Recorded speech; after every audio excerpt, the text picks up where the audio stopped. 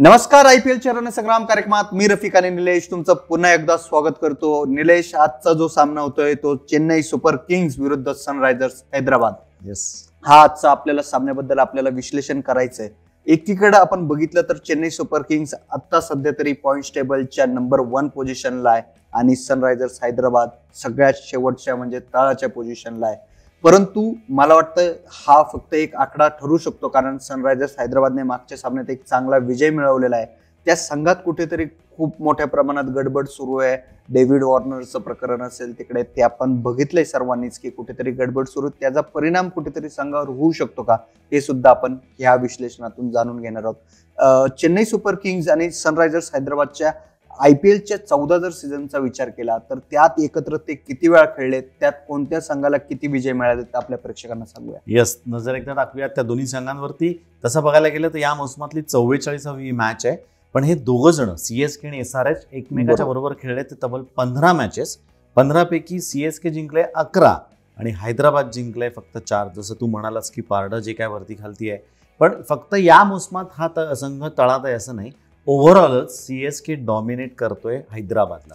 नक्कीच चेन्नई सुपर किंग्सचं एकूणच IPLचा विचार केला तर कुठेतरी सनरायझर्स हैदराबादच्या तुलनेत खूप जड आपल्याला दिसतंय, कारण 15 पैकी 11 सामन्यात त्यांनी विजय मिळवलेला आणि फक्त 4 सामन्यात सनरायझर्स हैदराबाद विजय मिळवू शकलेला आहे. आजचा जो सामना होतोय तो कोणत्या पिचवर होतोय निलेश, आणि ते पिच कसं आणि कोणाला साथ दिला आपण प्रेक्षकांना? आजचा जो सामना होणार तो पुन्हा एकदा शारजा स्टेडियमवरती होणार आहे, त्यामुळे दोघेही टीमला तेवढीच इव्हन संधी आहे, कारण बॅटिंग पिच आपल्याला माहिती बरोबर, त्यामुळे बॅटिंगसाठी मदत करणारे हे पिच असणार आहे. नक्कीच बॅटिंगला मदत करणारं असं शारजाचं ग्राउंड आहे. आपण नेहमीच बघितलंय की शारजा बॅटिंगला मदत करताना दिसतं. आजचा टॉस काय वाटतोय निलेश, की टॉस जिंकल्यानंतर कॅप्टन काय निर्णय घेण्याची शक्यता? टॉस जिंकल्यानंतरचा हा जो विषय असतो तो बेसिकली तुमची प्लेइंग 11 काय असते, त्यानंतर तेव्हाची कंडिशन काय असते त्यावरती असतो. पण ह्या ग्राउंडवरती आजपर्यंत असं ठरलंय जे लोक पहिली बॅटिंग करतायत ते साधारण मॅच जिंकतायत, कारण मोठी धावसंख्या उभी करू शकतायत.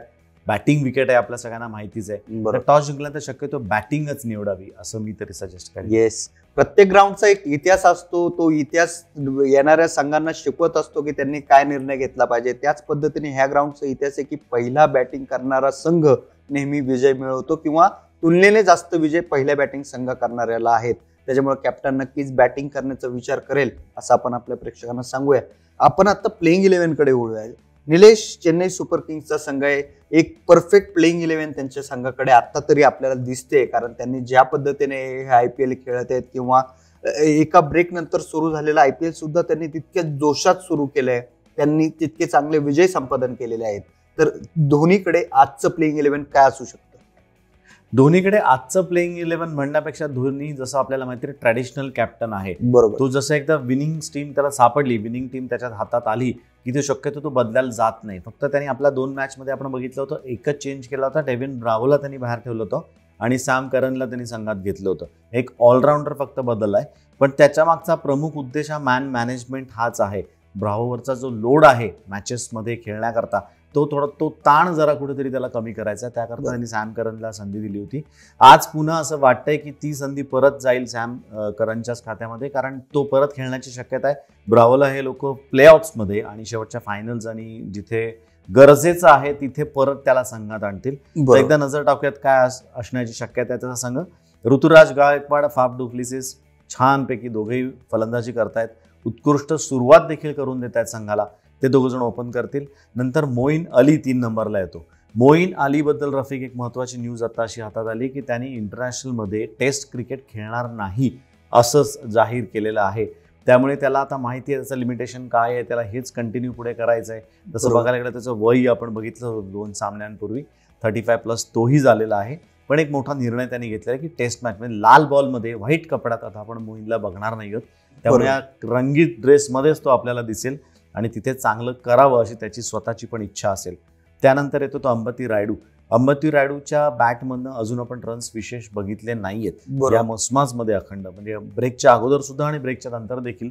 पण पुन्हा अपेक्षा आहे त्याच्याकडनं. फिल्डिंगलाही खूप फायदा त्याचा होतो, इनपुट्स देत असतो तो धोनीला, त्यामुळे तोही संघात असणार. सुरेश रैना, MS धोनी हे दोघं जण एकामागे एक बॅटिंगला येतील. धोनीकडनं परत आपण बघितलंय 2-3 मॅचला स्पिनर्सला कुठेतरी गडबडून खेळत होतो. तो ठरवून खेळतोय स्पिनर्सला, असं माझ्या तरी एक निदर्शनास आलेलं आहे. त्याला इतके दिवस आपण म्हणत होतो लेफ्ट आर्म स्पिनरचा त्रास आहे, पण आता तो लेग स्पिनरला सुद्धा हुकतोय, तो गुगली सुद्धा रीड करू शकत नाहीये. तर त्यामुळे स्पिनर्सच्या बाबतीत थोडंसं धोनीचं काहीतरी गणित चुकतंय, ते त्यांनी सुधारवायला पाहिजे. पण वरची त्यांची जी फलंदाजीची लाईनअप आहे ते सगळे रन्स करतायत, त्यामुळे ह्याच्यावरती प्रेशर असताच येत नाहीये. पण आता जसं प्ले ऑफकडे आपण जाणार आहोत तसं मॅचेस टफ होणार आहेत, चांगले बॉलर समोर येतील. जर वरच्या 1-2 विकेट पटकन गेल्या तर खालती जवळपास हा बॅटिंगला ज्यावेळेस येईल त्या 6-7 ओव्हर जर बाकी असतील तर धोनीकडनं रन्सची अपेक्षा करणं चुकीचं ठरणार नाही. पण त्याकरता त्याचा थोडासा ॲटिट्यूड त्याला थोडासा चेंज करावा लागेल असं वाटतंय. त्यानंतर येतो त्यांचा ऑलस्टार रवींद्र जडेजा, चांगल्या प्रकारे ऑलराऊंडर त्यांना मिळालेला आहे, तो एक येतो. सॅम करन पुन्हा मी नाव घेईन आजच्या संघामध्ये, कारण ब्रावोचं थोडं लोड कमी व्हायला पाहिजे. त्यामुळे ही तशी मॅच बघितली अजून लीग मधलीच मॅच आहे, त्यामुळे ब्रावो जरीही खेळला नाही तरी विशेष फरक असा काही पडणार नाही. बरोबर. शार्दुल ठाकूर, दीपक चहर आणि जॉश हेझलवूड हे गोलंदाजीचा क्रम असेल. नक्कीच आपण बघितलं चेन्नई सुपर किंग्सचं काय प्लेइंग 11 असू शकतं.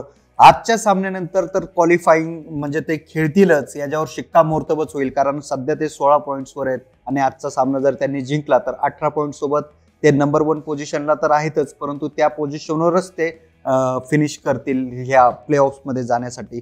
आता आपण वळूया ते सनरायझर्स हैदराबादच्या संघाकडे, कारण सनरायझर्स हैदराबाद जसं आपण म्हटलंय की आता सध्या तो संघ तळाला आहे, फक्त 4 पॉईंट त्यांच्या खात्यात आहे.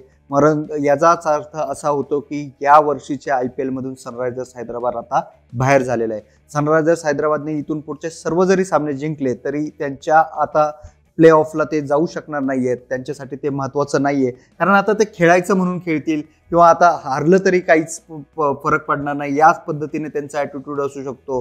टेबलवरची जी त्यांची स्ट्रेंथ आहे, जे त्यांची स्टँडमधली स्ट्रेंथ आहे, त्याला ते आता कुठेतरी संधी देतील का हे आपल्याला बघावं लागेल. त्यामुळेच प्लेइंग 11मध्ये आज बदल झालेले आपल्याला बघायला मिळू शकतात. निलेश, काय सांगशील एकूणच आज सनरायझर्स हैदराबादचं प्लेइंग 11 काय असेल? नाही, तू जे म्हणालास की बाबा आता ते तळात एकदम आहेत, प्लेऑफमध्ये जाणार नाहीत, खेळायचं म्हणून खेळतील, तसं होत नाही. कारण IPL सारखी जे स्टेज आहे तर त्यामध्ये उलट हे लोक आणखीन चांगल्या प्रकारे रन्स किंवा परफॉर्मन्स करायचा प्रयत्न करतील. कारण आपल्याला माहिती आहे पुढच्याच महिन्यामध्ये IPL अजून 2 टीम आत घेणार आहे, अजून 2 टीम वाढणार आहेत. 10 टोटल संघ होणार आहेत IPL साठी, जे की आता 8 आहेत. तर ही लोक जी खेळतात आता यांना एक्सपोजर आहे. ज्यावेळेस 2 संघ वाढतात त्यावेळेस जवळपास 30 प्लेयर अजून नवीन याची शक्यता असते, आणि ज्यावेळेस 30 प्लेयर नवीन येतात त्यावेळेस मला कॉम्पिटिशन पण खूप होते. तर त्यामध्ये एक असं इंग्लिश म्हण असते, prevention is better than cure, अशी एक इंग्लिशमध्ये म्हण आहे. तर त्याच्याकरता जो आत्ता तुम्हाला मिळालेली संधी आहे त्या संधीमध्ये तुम्ही जर केलं तर ज्यावेळेस ऑप्शन होणार आहे त्यावेळेस ह्या लोकांकडे लक्ष जास्त जाईल. भले आता तुम्ही प्लेऑफ्समध्ये नाही आहेत, भले तुम्ही यावर्षी बाहेर जाणार आहात, तुम्हाला माहिती आहे, पण तुम्ही जास्तीत जास्त चांगला परफॉर्मन्स करून आपलं नाव समोर राहील ह्याच्याकरता सगळ्यांची धडपड राहणार आहे. आपण बघितलंय डेव्हिड वॉर्नरनी ट्विट सुद्धा केलं होतं की तो परत आपल्याला ह्या जर्सीमध्ये दिसणार नाही यावर्षी तरी, असं आपण एक धरूयात की तो SRH बरोबर नसणार आहे. कारण त्यांनी तसं ट्विट पण केलं, त्यांनी सांगितलं की मी या संघाचा भाग नसणार आहे.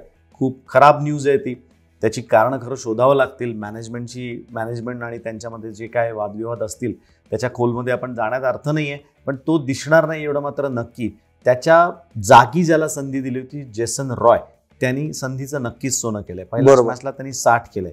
ही व्यक्ती डगआउटमध्ये बसली होती काही कारणासाठी, म्हणजे जसं आपल्याकडे रूल आहे की 4च फॉरेन प्लेअर खेळू शकतात, त्यामध्ये हा बसत नव्हता. कोणाला तरी एकाला बाहेर थांबवावं लागेल तेव्हाच जेसन रॉय संघात येऊ शकतो. तसा धाडसी निर्णय त्यांनी घेतला. परत विल्यमसनकडे कॅप्टनशिप दिली, डेव्हिड वॉर्नरला बाहेर ठेवून जेसन रॉयला संघात घेतलं, त्यांनी करून दाखवलं, मॅच देखील जिंकून दिली. त्यामुळे तेच ओपनिंग कॉम्बिनेशन पुरात राहील. 6 आणि जेसन रॉय दोघ जण मैदानात उतरतील. केन विल्यमसन सुद्धा रन्स करतोय. मागची मॅच आपण बघितलं, चांगल्या प्रकारे त्यांनी बॅटिंग केलेली आहे, चांगल्या प्रकारे बॉल मिडल करतोय, रन्स करतोय. त्यानंतर प्रियम गर्गला सुद्धा त्यांनी खेळवलं होतं. प्रियम गर्ग, जशी आपण म्हटलो होतं की हे लोक बेंच स्ट्रेंथला संधी देतील का, त्यातली 2 नाव आपण काढली होती, गर्ग आणि अभिषेक शर्मा. गर्ग पहिल्याच बॉलला 1-2च बॉल खेळून आऊट झाला होता, जास्त काही विशेष करू शकला नव्हता, पण ते एक मोठं नाव आहे. अंडर-19 इंडियासाठी तो खेळलेली व्यक्ती आहे, चांगलं केलं होतं, इंटरनॅशनलचं एक्सपोजर त्याला आहे, त्यामुळे त्याकडनं अपेक्षा आहे तो येऊ शकतो परत संघ. अभिषेक शर्मा बॉलिंग बॅटिंग दोन्हीकडे, लेफ्टी बॅटिंग चांगल्या प्रकारे बॅटिंग केली होती, कव्हर ड्राईव्ह सुंदर आहेत, ऑन द राईट चांगला खेळू शकतो. त्यामुळे ते पण नाव एक संघामध्ये घेणार आहे. त्यानंतर तो जेसन होल्डर, यांच्याकडचा सर्वात चांगला ऑलराऊंडर आहे तो जेसन होल्डर. हा या संघातनं आता काही बाहेर जाऊ शकत नाही असं मला वाटतं. बिडिंगमध्ये देखील मला माहिती आहे पुढच्या वर्षीची बोलायला सुरुवात ऑलरेडी केली आहे मी, पण हाला रिटेन करायचा प्रयत्न राहील हैदराबाद SRHचा हैदराबादचा, असंच मला काहीसं वाटतंय. त्यानंतर अब्दुल समद संदीप शर्मा अंडरडॉग आहे.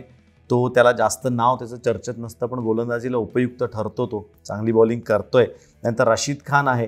रशीद खानला रफिक तुला जर आठवत असेल तर आपण सुरुवातीला ज्यावेळेस हा ब्रेक नंतर परत चालू झाली होती IPL, त्यावेळेस आपण रशीद खान विषयी बोललो होतो की त्याच्या देशावरचं जे संकट आहे त्याचं कुठेतरी दडपण ह्याच्यावरती नक्कीच दिसतंय. कारण ज्या पद्धतीने तो ग्राउंडवरती असतो तसा नाही, खूप शांत वाटतोय, जास्त परफॉर्मन्स होत नाहीये रशीद खानला आजपर्यंत. मला वाटत नाही चालू झाल्यानंतर म्हणजे ब्रेक नंतर एकही मॅन ऑफ द मॅच मिळालंय. हा माणूस मॅन ऑफ द मॅचच्या साठी याचं नाव कायम पुढे असायचं, स्पर्धेत असायचं, कारण परफॉर्मन्स तसे असायचे. पण त्याकडे एवढा दिसला नाही. कदाचित त्याच्या देशाचं प्रेशर त्याच्यावरती असेल, ऑब्व्हियसली त्याची फॅमिली तिथे आहे, त्याच्या घरातली सगळी लोक तिथे राहतात, ते प्रेशर कुठेतरी आहे असं दिसतंय. त्यानंतर भुवी आहे, सिद्धार्थ कौल आहे, हे दोघं जण नवीन बॉलसाठी असतील. नक्कीच आपण प्लेइंग 11 बघितलंय सनरायझर्स हैदराबादचं काय असू शकतं. आता वळूया ते स्टार प्लेयर्सकडे. तर काय वाटतंय निलेश, आज कोण ठरू शकतं CSK साठी स्टार बॅट्समन, स्टार बॉलर आणि स्टार ऑलराऊंडर? CSK साठी बॅटिंगला माझ्याकडे 2 नावं आहेत, मी ती घेतो. एक ऋतुराज आणि फाफ डुप्लिसिस, दोघंही ओपनिंग बॅट्समन आहेत, कडक बॅटिंग करत आहेत. ऋतुराजचा तर विषयच वेगळा आहे, यावर्षी त्याला वेगळंच काहीतरी गेमिंग सापडलेलं आहे, फार सुंदर बॅटिंग करतोय, त्याचं नाव मी आवर्जून घेईन. बॉलिंगमध्ये शार्दुल ठाकूर आणि दीपक चहर ही त्यांची हुकमी दोघं जण आहेत, दोघंही इंडियन आहेत.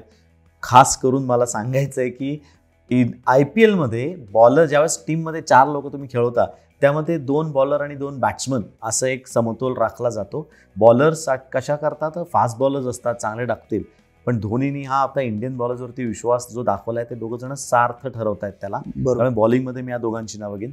ऑलराऊंडरमध्ये रवींद्र जडेजा हे एकच नाव आहे.